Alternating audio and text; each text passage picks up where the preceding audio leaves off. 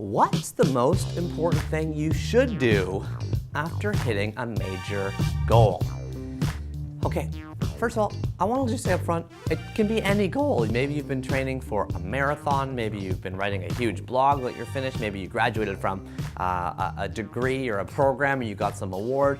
Fine. The point I want to just make here today is that in life, after we're done school, those mental bookends that are typically created automatically to all disappear. When you were a kid, you had bookends, right? You had the first day of school, you had Christmas break, you had the first day of the summer, you had summer vacation, you had grade 3 and grade 4 and grade 5. You had all kinds of invisible mental structure that gave you the sense of progress. And then what happens when you're an adult? It all disappears. Yet you're still trying to navigate and achieve goals and achieve results. You just lose the structure. So what's the thing you should do after hitting a big goal? You need to create a mental bookend. Let me share an example. From 2008 to 2012, I wrote a blog called 1000awesomethings.com, which means every single weekday I should say, for 1,000 straight weekdays, I wrote and rewrote and edited and posted and found pictures for a blog post for 1,000 straight days. I wrote about old dangerous playground equipment. I wrote about finding $5 in your old coat pocket. I wrote about wearing warm underwear from just out of the dryer. And when I finally hit #1 in 2012, I said to Leslie, who I'm now married to, but I wasn't at the time, I was like, man, I just feel overwhelmed. I feel discombobulated. She's like, you know what you should do to celebrate?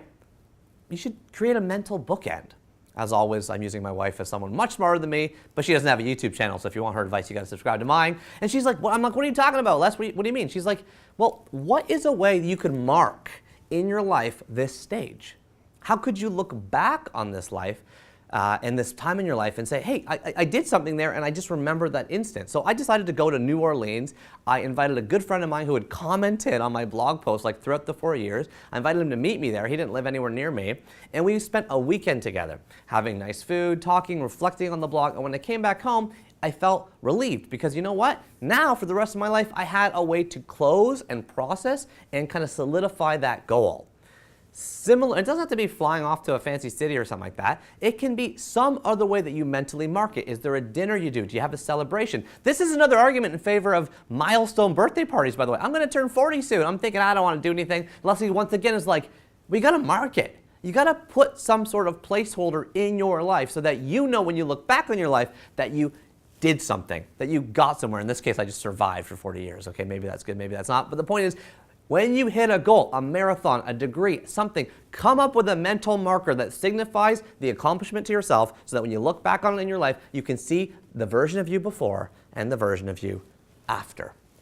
And now, if you liked what you're hearing, if you're picking up what I'm putting down, engage with me. What's the best way to engage? Subscribe, leave a comment, hit the little plus thumbs up like we like this video. That helps me know that these videos are being watched, and then I can respond and we can try to keep making more. Okay.